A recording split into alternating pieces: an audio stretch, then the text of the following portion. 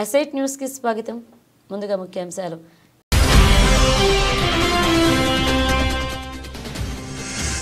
Ukraine తో యుద్ధం ముగింపుపై Putin కీలక ప్రకటన. భారత్ పై ప్రశంసలు కురిపించిన రష్యా అధ్యక్షుడు.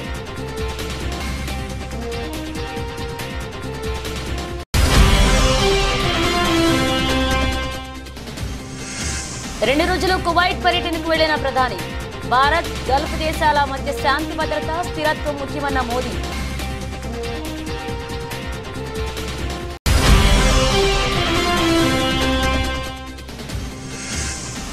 శాసనసభను ఇలా ఆలస్యంగా నడవడం కరెక్ట్ కాదు. స్పీకర్ కు హరీష్ రావు సూచన.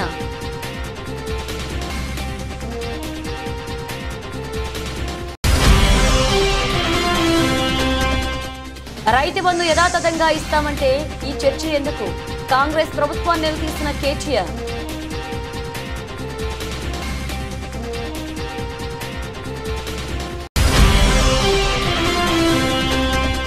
ప్రజల భూములకు రక్షణ కల్పించేందుకు కొత్త చట్టం తీసుకొచ్చాం. భూ కబ్జాలకు పాల్పడితే కఠిన చర్యలు తప్పవన్న సీఎం చంద్రబాబు.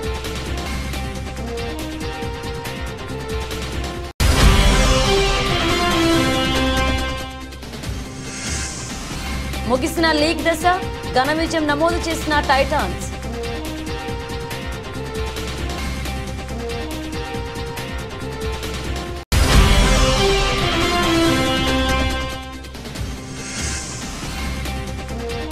ఓటీటీలోకి పుష్ప 2 క్లారిటీ ఇచ్చిన makers.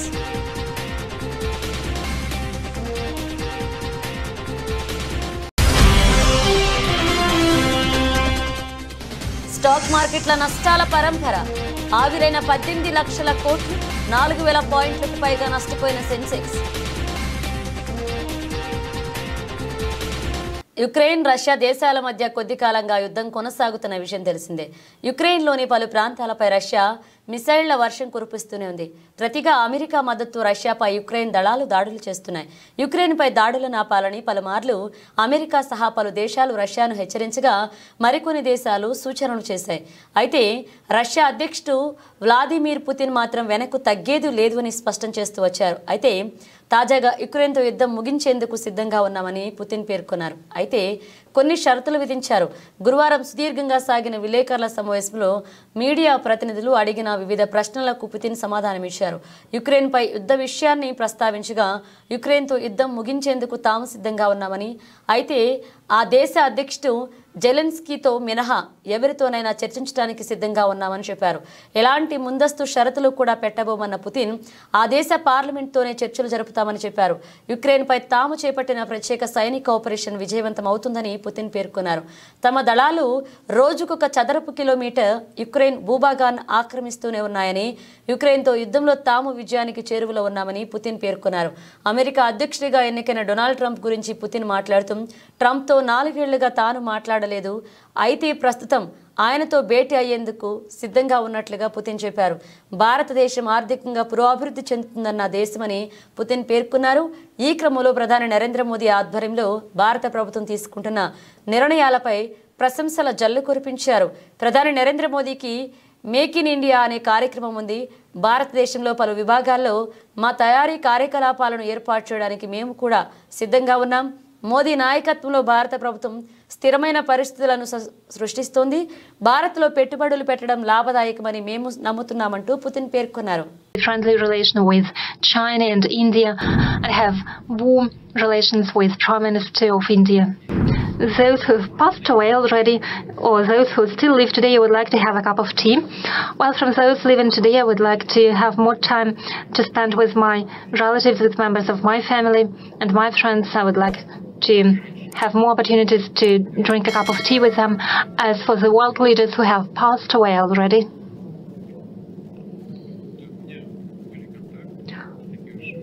I've had contacts, not so close contacts, but nonetheless, for quite a long time, I had contacts to Mr. Kohl, the German Chancellor. He was a world-scale figure, not only due to the fact that he was a corpulent man, but also thanks to his belief after my very first meeting with him back in 1993. And for a long period of time, after he no longer was German Chancellor, he sometimes regularly, not quite frequently, but regularly came to visit me, and it was my distinct pleasure to talk to him. He was an important figure of his time. He had done a lot for his homeland, for the German people, and he was a real world leader, and I still have warm memories of many of our conversations. They were useful for me, and it is no exaggeration. They were useful. He was a very President of France, Chirac, was a very interesting personality. He has encyclopedic knowledge. He knew everything, whatever you asked him. And he had his own opinion on anything, and he stuck to his opinion. He was a very gallant and polite man, and I learned a lot from him. I learned a lot from Kohl and from Chirac to his manners in particular. ప్రధాని మోదీ ఇవాళ 2 రోజులు Kuwait పర్యటనకు వెళ్లారు. Bharat, Gulf దేశాల మధ్య శాంతి భద్రత, స్థిరత్వం ముఖ్యమన్నారు. సిరియాలో అసద్ బాషర్ ప్రభుత్వం నిర్వీర్యం కావడం, గాజాలో ఇజ్రాయెల్ దాడులు పెంచిన నేపథ్యంలో ప్రధాని మోదీ గల్ఫ్ పర్యటన చేపట్టడం ఆసక్తిని పెంచింది. కువైట్ టాప్ నేతలతో చర్చలు జరపనున్నామని, 2 దేశాల మధ్య భాగస్వామ్యాన్ని పెంచుకోనున్నట్లుగా వెల్లడించారు. సుమారు 43 ఏళ్ల తర్వాత భారత ప్రధాని కువైట్ పర్యటనకు వెళ్తున్నారు. 2 దేశాల మధ్య ఉన్న చరిత్రాత్మక సంబంధాలను గౌరవిస్తున్నట్లుగా చెప్పారు. వాణిజ్య అంశంలో 2 దేశాల మధ్య బంధం బలంగా ఉందన్నారు.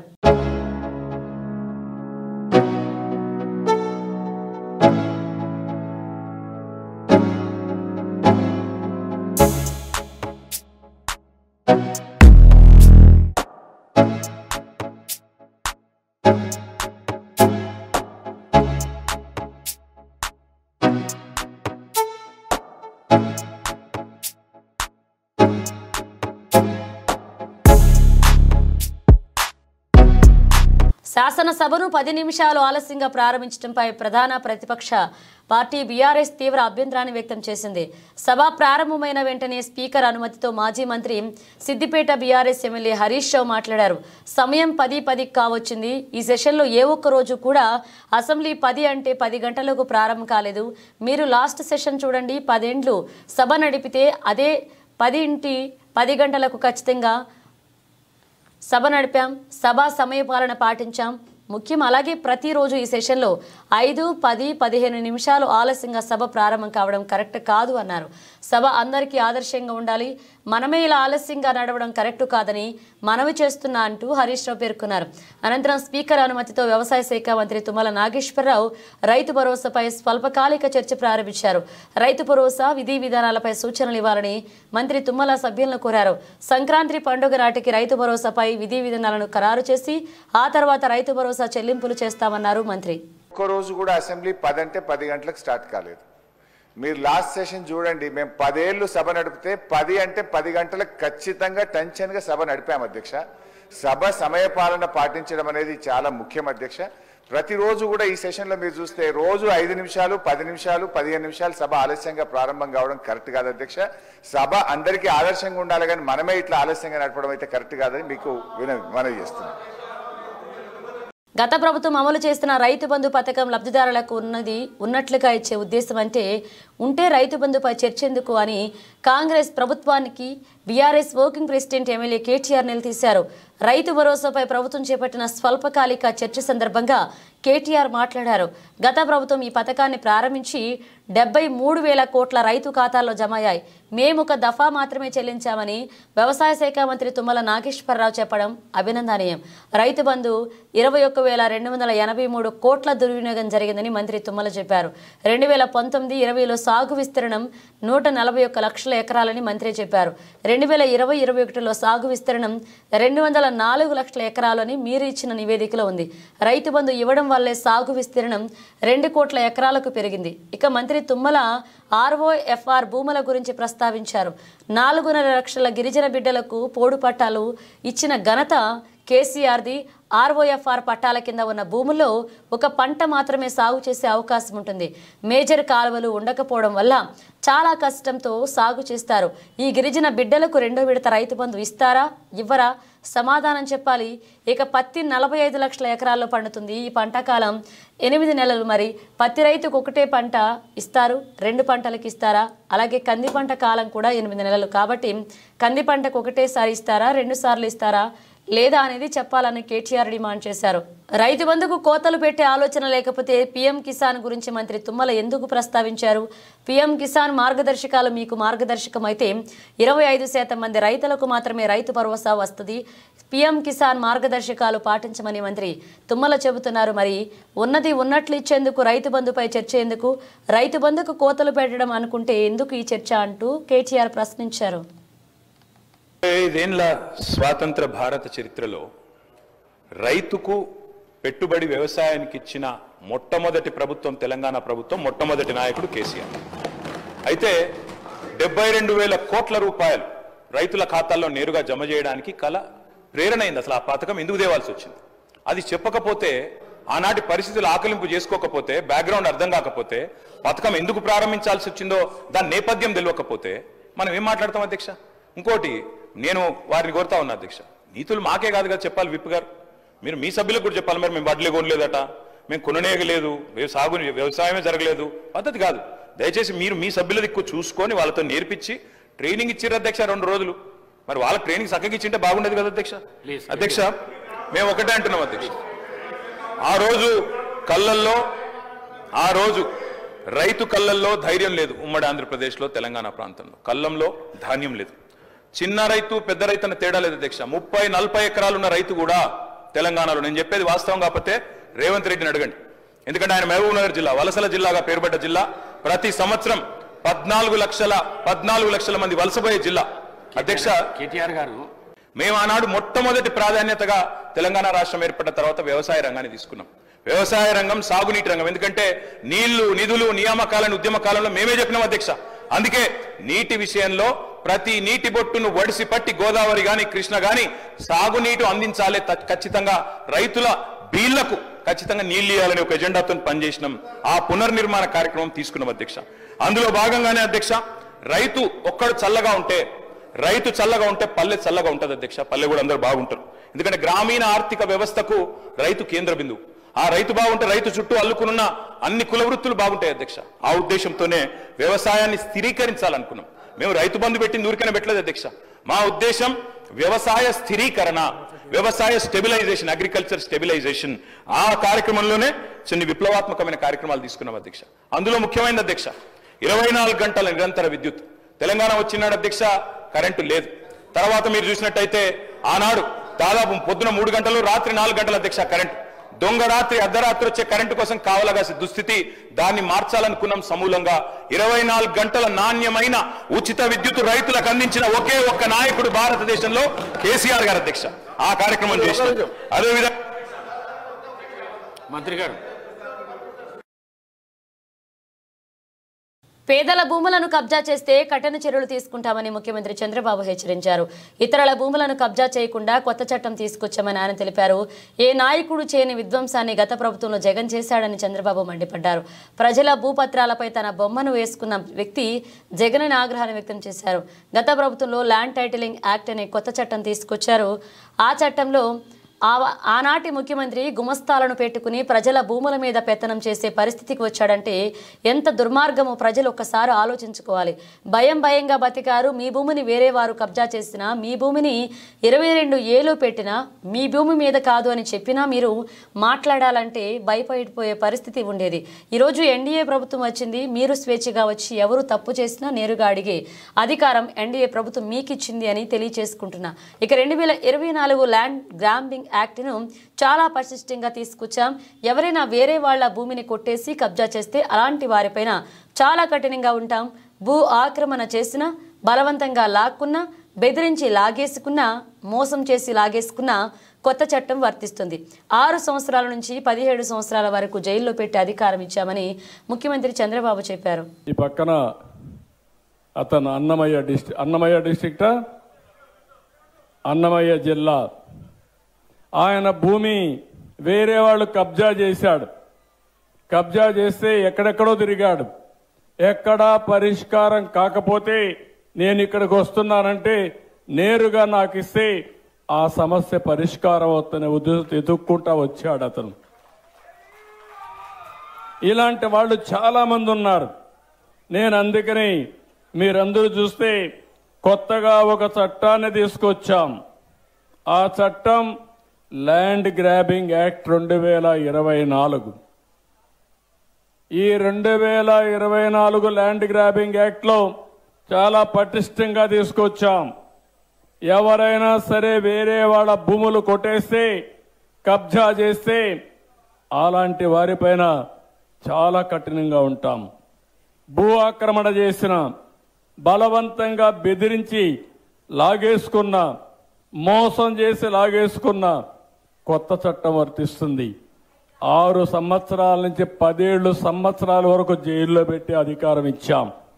ఒకసారి ఎవరైనా సరే తప్పు చేస్తే వాళ్ళకు పీడీ యాక్ట్ కింద జైలుకు పంపించే హక్కు ఈ చట్టం కింద తీసుకొచ్చాం.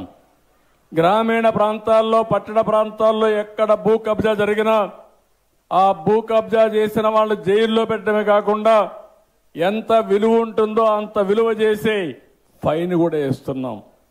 ఒక పక్క ఫైన్ వేస్తాం, ఒక పక్క జైల్లో పెడతాం, ఒక పక్క ప్రభుత్వం ప్రూవ్ చేసుకోవడం కాదు, అది కబ్జా చెయ్యలేదని ప్రూవ్ చేసుకునే బాధ్యత కబ్జా చేసిన వాడికే పెడుతున్నాం. కాబట్టి వాళ్ళందరూ గుర్తుపెట్టుకోవాల్సిన అవసరం ఉంది. ఎవరైనా 1 సెంటు భూమి కబ్జా చేసిన కబద్దార్ జాగ్రత్తగా ఉండండి, తాట తీస్తాం, ఎవడిని వదిలిపెట్టాం. ఈ రాష్ట్రంలో ఇలాంటి దుర్మార్గులంతా ఎట్టి పరిస్థితుల్లో కూడా సర్వే కావడానికి వీలు లేదని చెప్పి కూడా నేను మీకు తెలియజేస్తున్నా. వరంగల్ నగరంలోని ఓ సిటీ మైదానంలో వరంగల్ ఉమ్మడి జిల్లా మినీ వ్యాన్ ఓనర్స్ అసోసియేషన్ ఆధ్వర్యంలో లారీ యజమానుల తీరుపై ఆందోళన నిర్వహించారు. ఫెర్టిలైజర్స్ తరలింపులో 5 టన్నుల నుండి 12 టన్నుల వరకు లారీ యూనియన్ వారి అవకాశం గతంలో కల్పించారని, ఇప్పుడు నిరంకుశంగా డీసీఎంలను ఫెర్టిలైజర్స్ తరలింపులో అనుమతించడం లేదు అని, దీంతో తాము కిస్తీలు చెల్లించకుండా తీవ్ర ఇబ్బందులు ఎదుర్కొంటున్నామని, అంతేకాకుండా దుకాణదారులు యూనియన్ రసీదు లేకుండా డీసీఎం వ్యాన్లకు లోడింగ్ స్లిప్పులు వివరాలంటూ ఆదేశాలు ఇవ్వడంతో తమ డీసీఎంలలో ఫెర్టిలైజర్స్ తరలించేందుకు అధికారులు ఇబ్బందులకు గురి చేస్తున్నారంటూ డీసీఎం ఓనర్లు ఆందోళన వ్యక్తం చేస్తున్నారు. Warangal district mini van owners association తరఫున నా పేరు నాగేశ్వరరావు, డీసీఎం అధ్యక్షుడు. నేను గత 30 సంవత్సరాల నుంచి మేము పట్టలేరు, మేము కొడుతున్నాం, లారీ వాళ్ళు కొడుతున్నారు.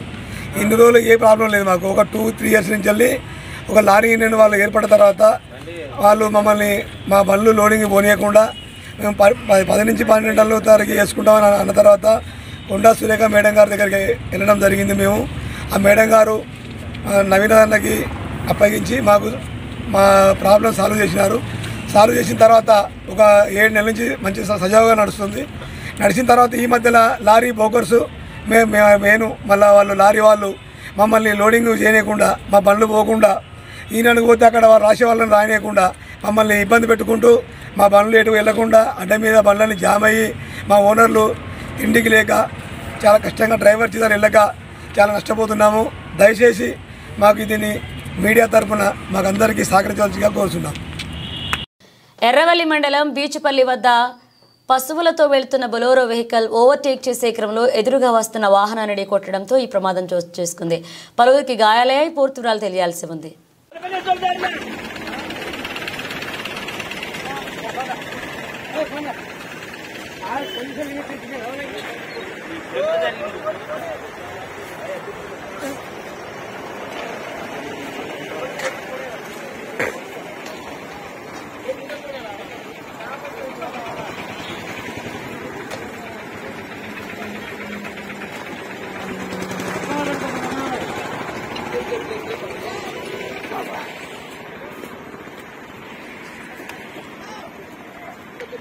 నిర్మల్ జిల్లా కేంద్రంలో బస్ డిపో ముందర ధర్నా చేపట్టడం జరిగింది. అర్హులైన దివ్యాంగులకు ఉచిత ప్రయాణం కల్పించాలని కోరారు. మా మనవి ఏమనగా తెలంగాణ దివ్యాంగులు జాయింట్ యాక్షన్ కమిటీ తరపు నుండి తమకి విన్నవించుకుంది ఏమనగా తెలంగాణ రాష్ట్రంలోని దివ్యాంగులకు 50% మాత్రమే కల్పిస్తున్నారు. కావున తెలంగాణ రాష్ట్ర ప్రభుత్వం దివ్యాంగులందరికీ ఉచిత ప్రయాణం కల్పించాలని నిర్మల్ జిల్లా బస్ డిపో ముందర ధర్నా చేపట్టడం జరిగింది. మేము శారీరకంగా, మానసికంగా, ఆర్థికంగా ఎన్నో ఇబ్బందులు పడుతున్నాం. ఈ తరుణంలో సకలాంగులైన మహిళలకు ఉచిత ప్రయాణం కల్పిస్తామన్నారు. మేము దివ్యాంగులమైన మాకు ఎన్నికల మేనిఫెస్టోలో ఇచ్చిన మాట ప్రకారం మా దివ్యాంగులపైన మా పూర్తి 100% రాయితీ కల్పించాలని కోరుతున్నాం. ఈ యొక్క కార్యక్రమంలో రాష్ట్ర convener Satti Sayanna, co convener K Praveen Kumar, కార్యనిర్వాహక కార్యదర్శి టి ముత్యం, జిల్లా అధ్యక్షులు సిహెచ్ నరసయ్య, కోశాధికారి కె భగవాన్, కె నరసయ్య, సత్యనారాయణ, చిక్కన్న, స్వామ్య, శాంత, గాంధారి, శ్రీను, భోజారెడ్డి, గుండపల్లి నారాయణ, జి లక్ష్మీనారాయణ పాల్గొన్నారు.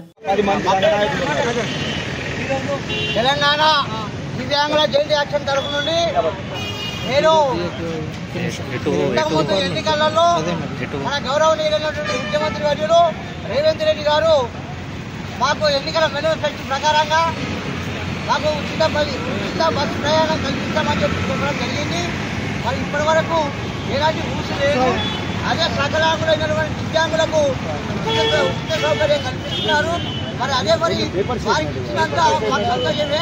కానీ మాకు కూడా మా దివ్యాంగులకు రాష్ట్రంలో ఉన్నటువంటి దివ్యాంగులు శారీరకంగా, మానసికంగా, ఆర్థికంగా ఎన్నో రకాలుగా కుదిరిపోయిన తరుణంలో మాకు ఈ ఉచిత బస్ సౌకర్యం కల్పించాలి. ఎందుకంటే అసెంబ్లీ తీర్మానం చేసి మాకు ఉచిత బస్ ప్రయాణం కల్పించే విధంగా చేయాలని చెప్పి మా దివ్యాంగులతో ప్రో కబడ్డీ లీగ్ 11వ సీజన్ లీగ్ దశను తెలుగు టైటాన్స్ విజయంతో ముగించింది. శుక్రవారం జరిగిన తమ ఆఖరి లీగ్ మ్యాచ్లో టైటాన్స్ 48-36 తేడాతో పూణేరి ఫల్తాన్పై అద్భుత విజయం సాధించింది. టైటాన్స్ జట్టులో కెప్టెన్ పవన్ సెహ్రావత్ మరొకసారి సూపర్ 10తో కదం తొక్కాడు. పవన్కు తోడు ఆశిస్ నార్వల్, డిఫెండర్ అంకిత్ కూడా సత్తా చాటారు. పూణే జట్టుతో అజిత్, ఆర్యవర్ధన్ ఆకట్టుకున్నారు. మొత్తం 22 మ్యాచ్ల్లో 12 విజయాలు సాధించిన టైటాన్స్ 66 పాయింట్లతో ముంబాతో సమంగా నిలిచింది. లీగ్లో ఇప్పటికే 5 బెర్తులు ఖరారు కాగా మరొక బెర్తు ఎవరితో త్వరలో తేలనుంది. మరొక వైపు 21 మ్యాచ్ల్లో 10వ ఓటమితో పూణే ప్లేఆఫ్స్ రేస్ నుంచి నిష్క్రమించింది.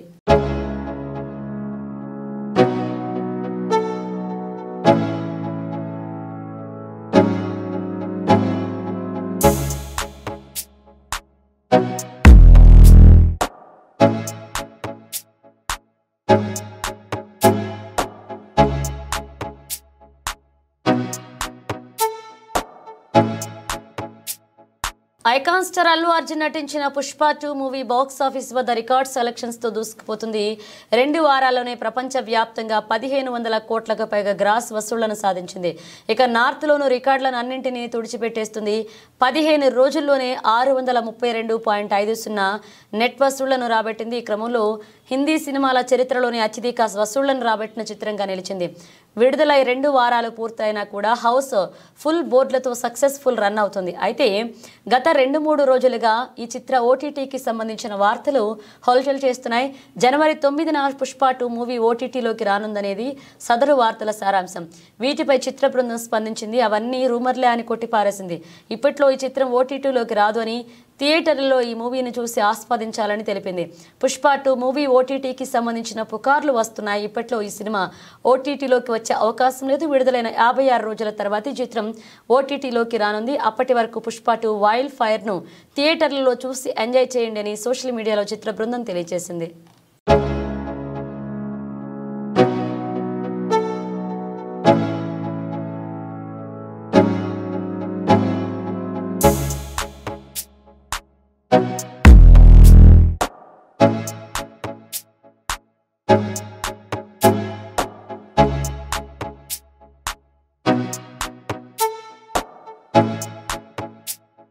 స్టాక్ మార్కెట్ల నష్టాల పరంపర కొనసాగుతుంది. వచ్చే ఏడాది రేట్లను ఆశించిన స్థాయిలో కోతలు ఉండకపోవచ్చని అమెరికా ఫెడరల్ రిజర్వ్ సంకేతాలు ఇవ్వడం మదుపరల్లో సెంటిమెంట్ను దెబ్బతీసింది. దీంతో వరుసగా అంతర్జాతీయ మార్కెట్లు నష్టాల్లో ట్రేడ్ అవుతుండడం, విదేశీ సంస్థాగత పెట్టుబడిదారుల భారీగా తమ పెట్టుబడులను తరలించకపోతుండడంతో వరుసగా 5వ రోజు శుక్రవారం సూచీలు నష్టాలు ఏరులు పారాయి. ఇంట్రాడేలో 1300 పాయింట్లకు పైగా నష్టపోయిన 30 షేర్ల ఇండెక్స్ సూచీ సెన్సెక్స్ చివరకు మార్కెట్ ముగిసే సమయానికి 1176.46 పాయింట్లు లేదా 1.49% పతనం చెంది 79,000 పాయింట్ల దిగువకు 78,041.59 వద్ద ముగిసింది. మరొక సూచీ నిఫ్టీ కూడా 364.20 పాయింట్లు లేదా 1.52% కోల్పోయి 23,587.50 వద్ద ముగిసింది. దీంతో వరుసగా 5 రోజుల్లో మదుపరులు 18 లక్షల కోట్లకు పైగా సంపదను కోల్పోయారు. దీంతో బీఎస్ఈలో లిస్ట్ అయిన సంస్థల మార్కెట్ విలువ 18,43,121.27 కోట్లు కరిగిపోయి 4,40,99,217.32 కోట్లకు పడిపోయింది. గత 5 సెషన్స్లో సెన్సెక్స్ 4,091.53 పాయింట్లు లేదా 4.98%, నిఫ్టీ 1,180.8 పాయింట్లు లేదా 4.76% కోల్పోయింది.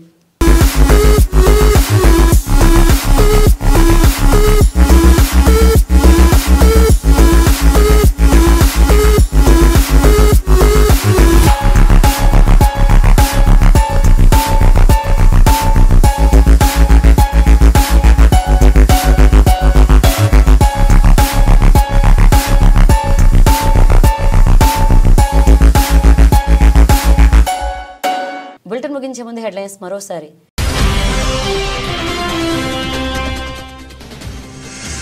యుక్రెయిన్తో యుద్ధం ముగింపుపై పుతిన్ కీలక ప్రకటన. భారత్పై ప్రశంసలు కురిపించిన రష్యా అధ్యక్షుడు.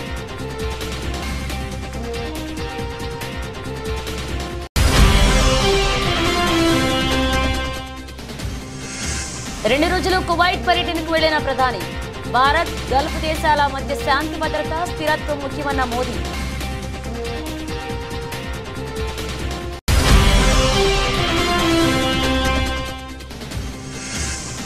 శాసనసభను ఇలా ఆలస్యంగా నడవడం కరెక్ట్ కాదు. స్పీకర్కు హరీష్ రావు సూచన.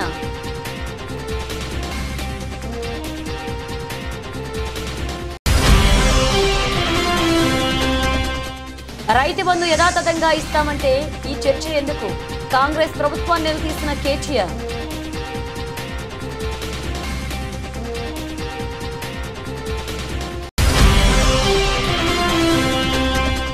ప్రజల భూములకు రక్షణ కల్పించేందుకు కొత్త చట్టం తీసుకొచ్చాం. భూ కబ్జాలకు పాల్పడితే కఠిన చర్యలు తప్పవన్న సీఎం చంద్రబాబు.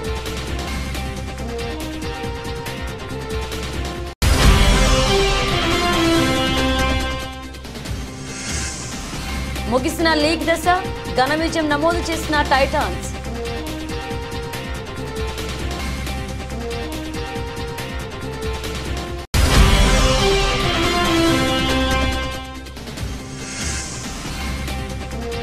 ఓటీటీలోకి పుష్ప 2 క్లారిటీ ఇచ్చిన మేకర్స్.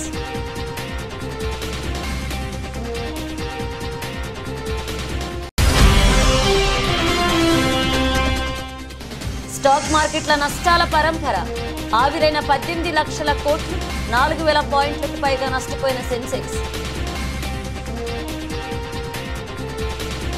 ఇవి బులెటిన్ అప్డేట్స్. మరణ అప్డేట్స్తో మళ్ళీ కలుద్దాం.